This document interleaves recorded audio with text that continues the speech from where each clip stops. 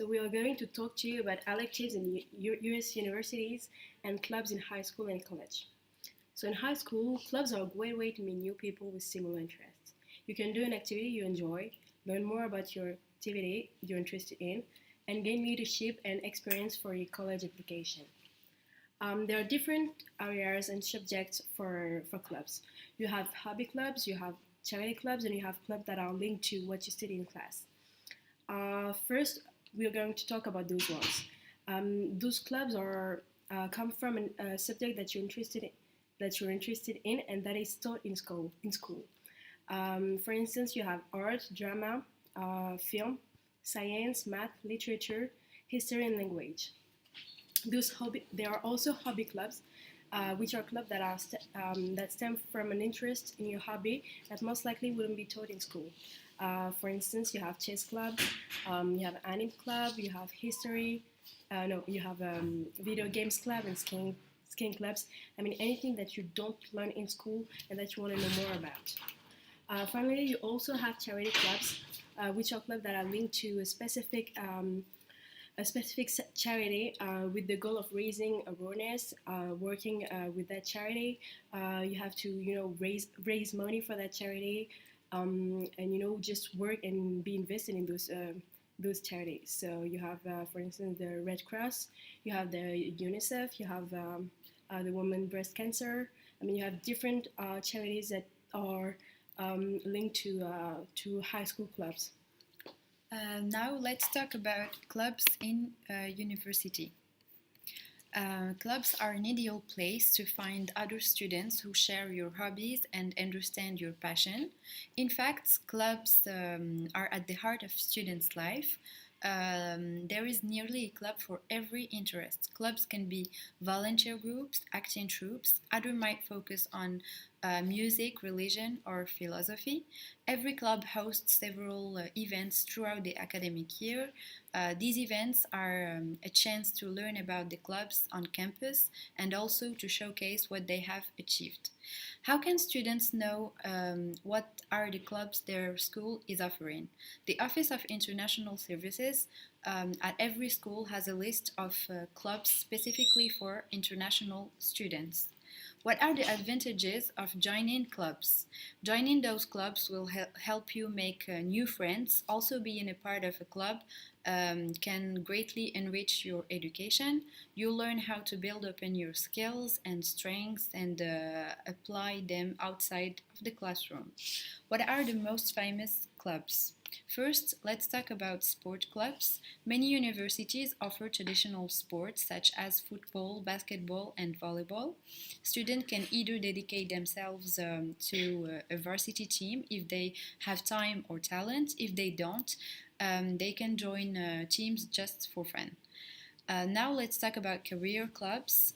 These groups can be a great way to become involved in student life, meet classmates with similar career goals, network with people already working in the field, and find a job after graduation. Let's now talk about international student clubs. Clubs centered on a specific language or country can gather students from this country or others who simply want to learn more about a different society and life in other countries. International clubs provide people with whom to practice speaking a new language. These clubs can also give you the chance and the opportunity to try different foods or watch foreign movies. What can you do if you can't find a club that captivates you? You should start finding students who share your interest. Then you can create a new club. So now we're going to let Alicia talk to you about electives in university. So we are going to talk about the elective system in US university, and the point is that at the beginning of the American higher education, there was a controversy between the curriculum system and the elective system. That is to say that first in higher education and in American university, students had to have the knowledge of the basis of the curriculum of the basis of the curriculum, that is to say the knowledge of bases like, for example, mathematics, arithmetics, or grammar. And the fact is that during the 18th century there was a new way of learning, that is to say the elective system. So the elective system first appeared in the Harvard College, thanks to Charles Eliot, that bring the knowledge of specific items, like for example of specific items different of, for example, mathematics. And the thing is that he wanted the education and American education to be more free, and the freedom of learning, liberal education, and also the ideals of the universities, and also a more collaborative way to learn things. So thanks to the elective system. And the fact is that there was a real controversy between both systems, the curriculum one and the elective one, during the 20th century. Because, for example, McCosh and universities like, for example, Yale or Princeton wanted to keep the curriculum system, because they said that the elective system was not interesting.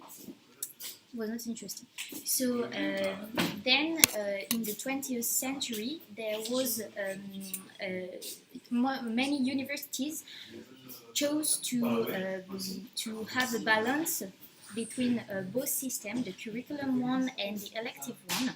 That is to say that, for example, a college, that is the Siena College, nowadays wanted to mix both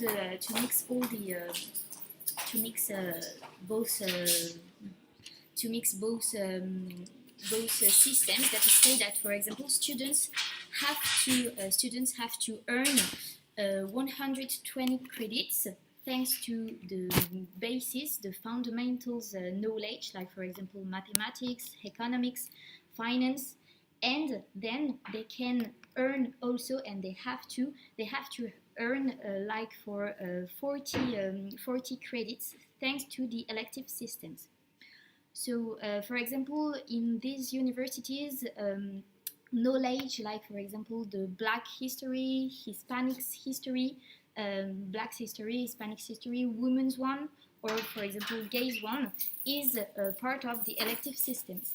So now, in the system and in the future, the controversy still exists. That is to say that some universities want to have a curriculum system, but in most universities there is a mix in both systems. That is to say that the elective systems enables the students to have the knowledge of some economical, political, or social knowledge of our society now. That is to say that, for example, the knowledge between 9/11 won't be the same as the knowledge after 9/11. So now we are going to present you the most strange electives that we have found. So that's Leah. And she's coming.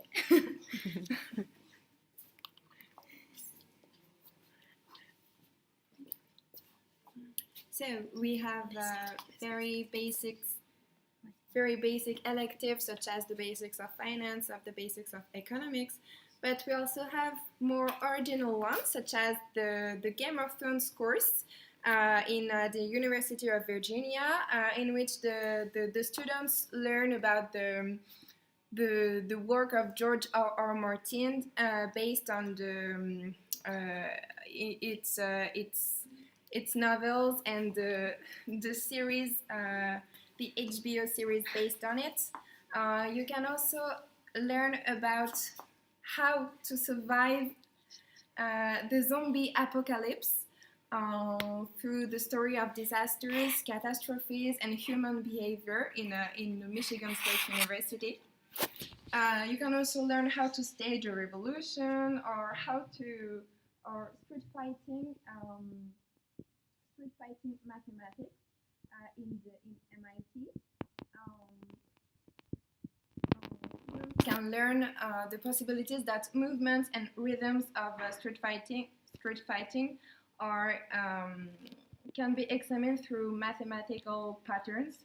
Or you can also learn many other things such as Harry Potter literature or the Elvish language and other more funny things like that. So now you are ready to join the American university system. So welcome.